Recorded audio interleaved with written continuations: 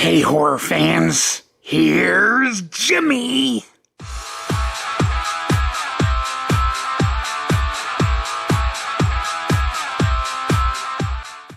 Hey, what's up? It's Matt Cruz, and welcome to Show and Tell with Matt Cruz. If you have a collection, if you have a talent or an item with a great story, I would love to have you on the show. Please email me, matt@edgelutterrock.com, and let's get you on the show.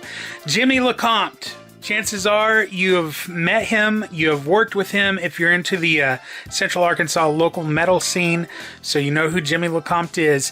Did you know that he is into all things horror? And did you know that he is an avid horror collector? Well, we're going to find out because he's on today's Show and Tell with Matt Cruz. Let's check in with Jimmy and see what he's got to show us today. So, I went to the Nightmare on Elm Street anniversary. I don't remember how many years it was, but it's back in 2015, Indianapolis, and Wes Craven died that week. So it was an even bigger deal. But aside from all the Elm Street cast, Lance Henriksen was there. And I just love everything he's done. And then, like, Robert Englund's line was massive. There's like thousands of people waiting in line. And right next to his table was Lance with nobody at his table. So I talked to him for a good 10 minutes. And I talked to him about how they filmed some of Stone Cold and Little Rock. He told me some stories, and they were so outrageous from that filming. But then I bought his book, and I read it.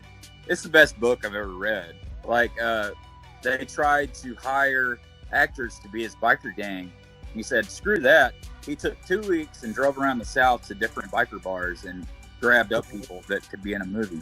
And I was like, that's pretty awesome. But, he sold me his book. What's the name of that book? Not Bad for a Human.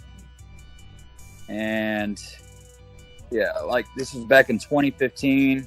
I recommend it to anybody to buy this. Like, he was kind of poor growing up, and he signed it and all that and said, "We are a tribe." Pumpkinhead, freaking everything that he's done is great. The other item, when Daryl and I went to Texas Frightmare Weekend for the first time back in 2011, Robert Englund, Angus Grimm, the late Dieter Laser from Human Centipede, Sid Haig, a lot of people that aren't with us now, but I got an autograph, and you couldn't take a photo with him at his table. That's pretty normal because he's got so many people, but I eventually got one. But I was walking away from his table. I was like, man, that sucks I didn't get a photo. And Daryl had heard me talking about this Freddy glove that was being sold at the con. And then he comes running up behind me and taps me on the shoulder, and he's holding the glove. So I got it signed, and my best friend bought it for me. So that's pretty special to me. It's in the display case here. Oh my goodness, that is so cool. I just, it's one of those that a company made, and it's not like they make way better looking, like screen used looking gloves. And I found them on Etsy, and I want to get one so bad, but that's just special because of what he did for me that day. Very much. Can you show us around? You have an awesome setup there. I would love to see just your wall. And full moon. Put on that con in Little Rock in 2007. I ended up with a lot of their inventory that they left behind because they wanted to get it out of there.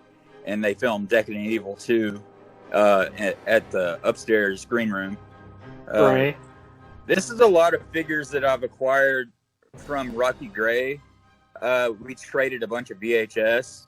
I gave him a VHS, and he gave me a bunch of figures, like all these Hellraiser figures. Wow. My buddies bought me that at the gas station from Texas Chainsaw. We just went there in February. It's a chainsaw blanket. I got a Halloween blanket just like it.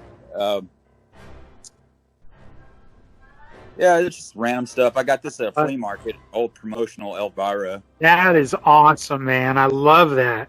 This was a surreal moment for me and Corey Fisher. like Candyman, Jason, Freddy, and Michael Myers from Part 2. So Oh my God. that was in Texas. Here's some other ones. It's pretty dark in here, but we just met Bruce Campbell, the cast of Child's Play and Child's Play 2, everybody from Hellraiser and Clive Barker, and then we just met Tim Curry. So those are above the screen. Dude. And one of my Your favorite man people. cave is unbelievable. I love it. One of my favorite people is Felissa Rose from Sleepaway Camp. She gave me that poster, and she was selling it for $50, but she's like, "Here you go."